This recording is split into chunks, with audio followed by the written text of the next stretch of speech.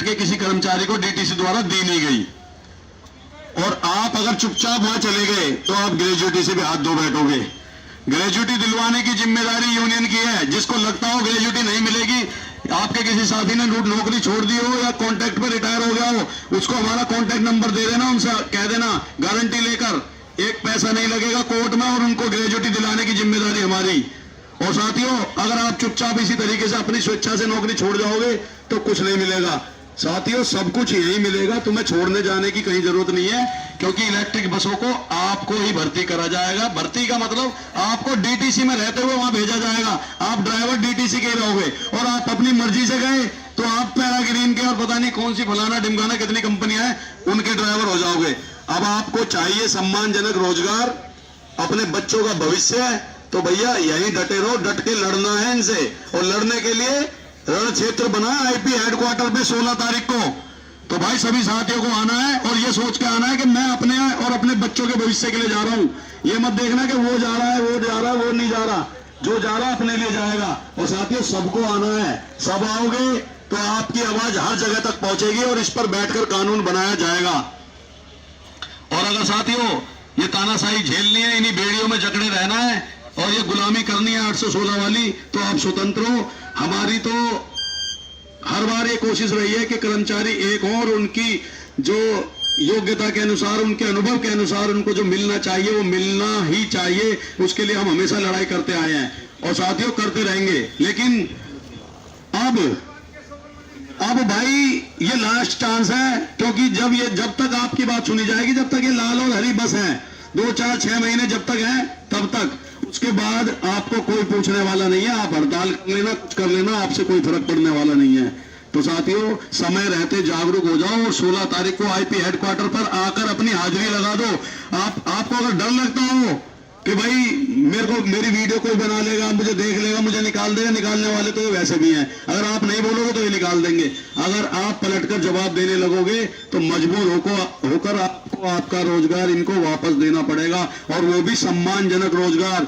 Labour law में जिसका उल्लेख किया जाता है कि रोजगार में ये सुविधाएं होती हैं, आपको कुछ नहीं दी जा रही, आपको उनके बारे में पता भी नहीं लगने दिया जाता।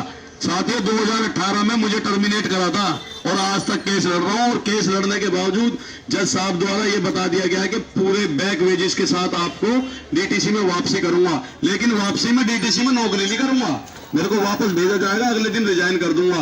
क्योंकि भाई ये गुलामी की जो जंजीरों में आप झगड़े हुए मैं देख नहीं सकता, ना मैं सह सकता, ना मैं पहले सह सकता था।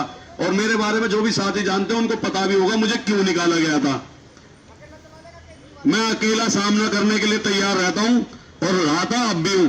कम से कम अब आपके सामने मैं और मेरी जैसी टीम खड़ी है, तो आपको इस चीज से नहीं डरना कि आपके ऊपर कोई कानूनी कार्रवाई कर पाएगा या विभागीय कार्रवाई हो सकेगी, क्योंकि उसके लिए हम खड़े हैं।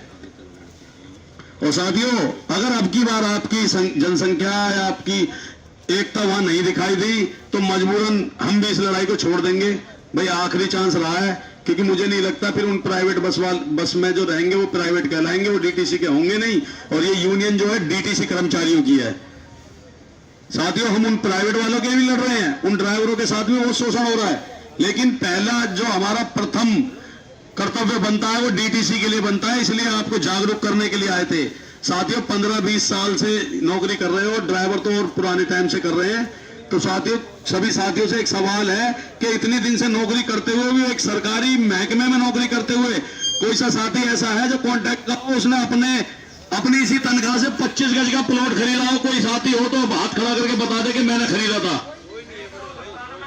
भाई आपके बच्चे, मन तो उनका भी करता होगा कि हफ्ते में 1-2 बार सेब खा लो, लेकिन आपकी तनख्वाह ऐसी तो दिखाई नहीं देती मुझे कि आप हफ्ते में 1-2 बार 2-2 किलो सेब ले जाए अपने घर पे, पनीर खिला दें अपने बच्चों को।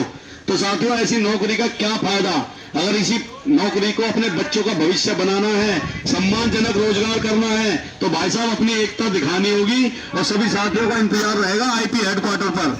आईपी हेडक्वार्टर पर आए, अपनी एकता दिखाएं, अपनी हाजिरी वहां लगवाएं। और साथियों, ड्राइवरों के लिए स्पेशल बात बताने जा रहा हूं, भाई साहब उसे ध्यान से सुनना, बाकी 2 मिनट का समय देना, आप चले जाना, कोई दिक्कत नहीं है।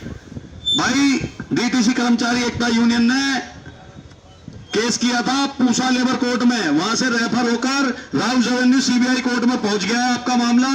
और जो भी साथी यूनियन से जुड़ा होगा, यूनियन का मेंबर होगा, यूनियन के साथ खड़ा होगा, उसका नाम उस केस में दर्ज होगा। और उस केस में दर्ज नाम वाले व्यक्ति को ये लाल बसें बंद होने के बाद भी डीटीसी नहीं निकाल सकती। डीटीसी उसे निकालने के लिए परमिशन लेने जाना होगा राउस एवेन्यू कोर्ट में, और कोर्ट कभी परमिशन नहीं देती किसी कर्मचारी को नौकरी से निकालने की। तो जिनको अपने आप को सिक्योर करना है कानूनी माध्यम से, तो 16 तारीख को आकर वहां पर अपना फॉर्म भर दें। वो फॉर्म भरने के बाद कम से कम आपकी नौकरी तब तक सिक्योर हो जाएगी, तब तक वो केस चलेगा। क्योंकि ये बस बंद होने के बाद विभाग हमारा इस पूरी योजना बनाए बैठा है कि आपसे आपका कॉन्टैक्ट निरस्त कर दिया जाएगा, आगे रिन्यूअल किसी का कॉन्टैक्ट नहीं होगा। और प्राइवेट कंपनियों में आप जाओगे, वहां फार्म भरोगे, फिर उन्हीं बसों को आप चलाओगे। बस आपके जो छाती पे बना हुआ निशान जो डीटीसी का है वो बदल जाएगा। आप चाहते हो सम्मानजनक बना रहे ये निशान और आपका रोजगार सम्मानजनक रहे, तो भैया 16 तारीख को सुबह 10 बजे से धरना स्टार्ट होगा। 10, 11, 12 बजे तक आप वहां पहुंच जाएं। आपकी एकता वहां दिखाई दी तो मजबूरन विभाग को नई योजना बनानी पड़ेगी और उन्हीं इलेक्ट्रिक बसों में आपको भेजा जाएगा। और साथियों, जो अब तक सरकार कहती आई है कि डीटीसी की बसें आएंगी, अगर आपकी एकता नहीं रही तो एक भी नहीं आने की, और आपकी एकता दिखाई देगी तो मजबूरन उन्हें डीटीसी की बसें लानी पड़ेगी। साथियों, जितने भी परमानेंट ड्राइवर थे उन सबको वापस बुलाकर अंदर नौकरियां दी जा रही हैं ताकि ये कहा जा सके कि डीटीसी का कोई भी कर्मचारी बस पर नहीं जाता। डीटीसी का यानी परमानेंट कर्मचारी। कंडक्टर तो कोई बचा नहीं है, 2-3 कंडक्टर है जिनका रिकॉर्ड खराब था, लेकिन वो अच्छी जगह पे बैठे हैं, बस पे नहीं जाते। परमानेंट जो कंडक्टर थे 2 या 3 ही बचे हैं पूरी डीटीसी में। और जो परमानेंट ड्राइवर है उनकी संख्या 4000 से ऊपर है अभी, तो वो बचे हुआ उनको अधिकारी बना दिया गया है। Time keeper, DO, fleet in charge, जो भी अंदर की जो सीटें हैं सब पर अधिकतर उन्हीं को बिठाया गया है। ये इसलिए बिठाया गया है ताकि ये कहा जा सके